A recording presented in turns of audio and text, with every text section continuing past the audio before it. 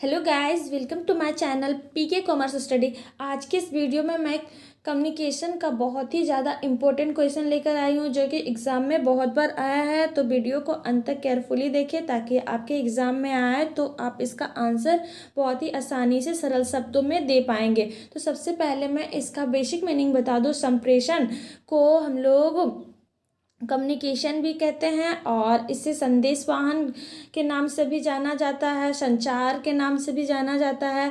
Communication का मतलब होता है दो लोगों के बीच में बात, विचार या फिर भावनाएं, मैसेज का शेयर किया जाता है और रिसीव किया जाता है। इसे ही संप्रेषण यानी कम्युनिकेशन कहा जाता है। तो चलिए हम लोग देखते हैं इसका शाब्दिक मीनिंग क्या होता है। संचार का अर्थ, मीनिंग ऑफ कम्युनिकेशन। संचार यानी संप्रेषण।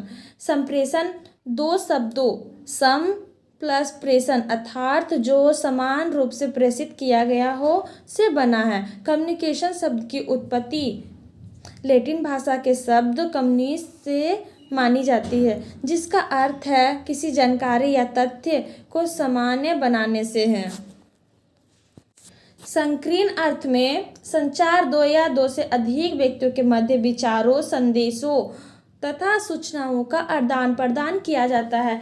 यानी दो व्यक्तियों के बीच में जो व्यक्ति के माइंड में चल रहा होता है वे अपने विचार या फिर कोई मैसेज या फिर कोई इन्फॉर्मेशन को शेयर करता है दूसरे व्यक्ति को, और जो रिसीव करता है उसे रिसीवर कहते हैं।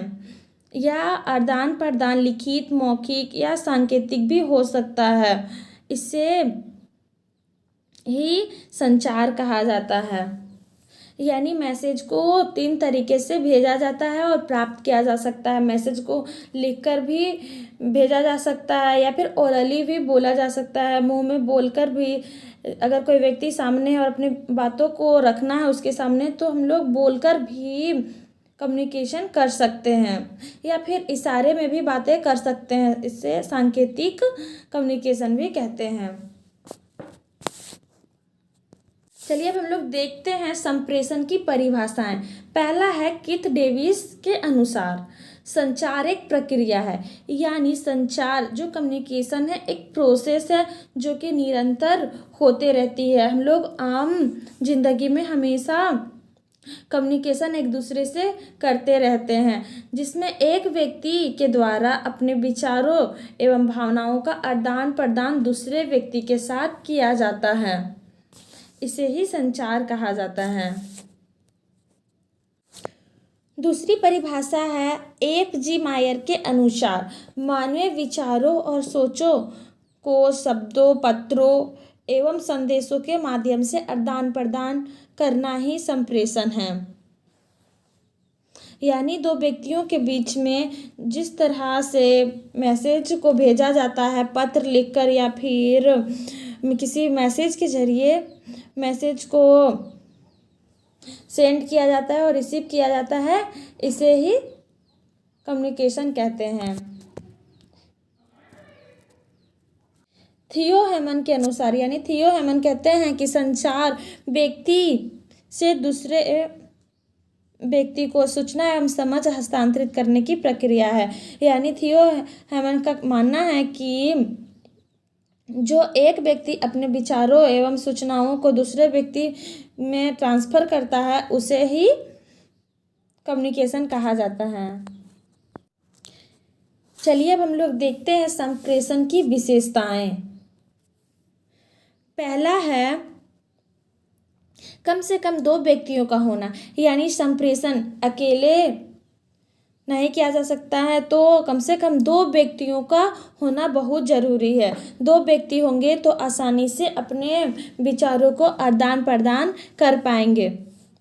दूसरा है संचार का औपचारिक और अनौपचारिक का होना। संचार यानी फॉर्मल एंड इनफॉर्मल। फॉर्मल यानी कि ऑफिशियल, एक नियमानुसार अपने इंफॉर्मेशन को शेयर करना, और अनौपचारिक यानी इनफॉर्मल, जैसे हम लोग जनरली बात करते हैं उसे कहते हैं इनफॉर्मल।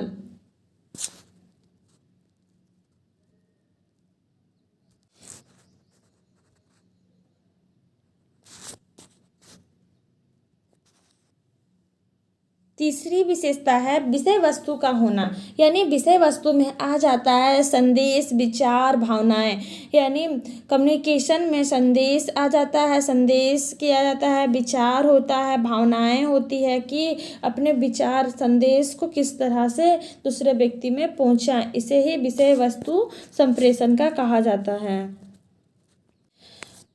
चौथी विशेषता है माध्यम का होना, यानी कि कम्युनिकेशन किस माध्यम से किया जा रहा है, लिखित, मौखिक या सांकेतिक रूप से।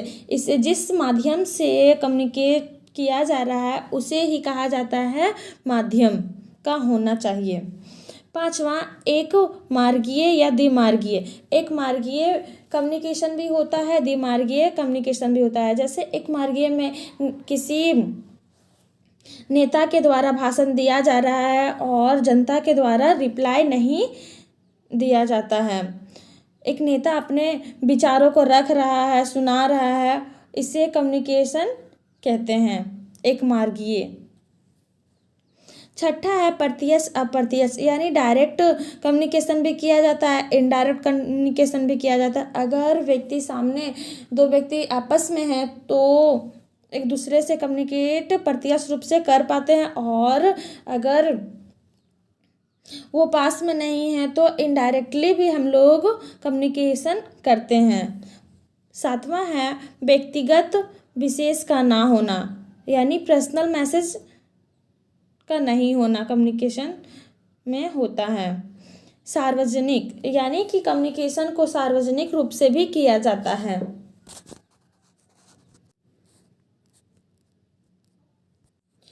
चलिए अब हम लोग देखते हैं संप्रेषण के तत्व। संप्रेषण के तत्व मुख्यतः 7 तत्व होते हैं।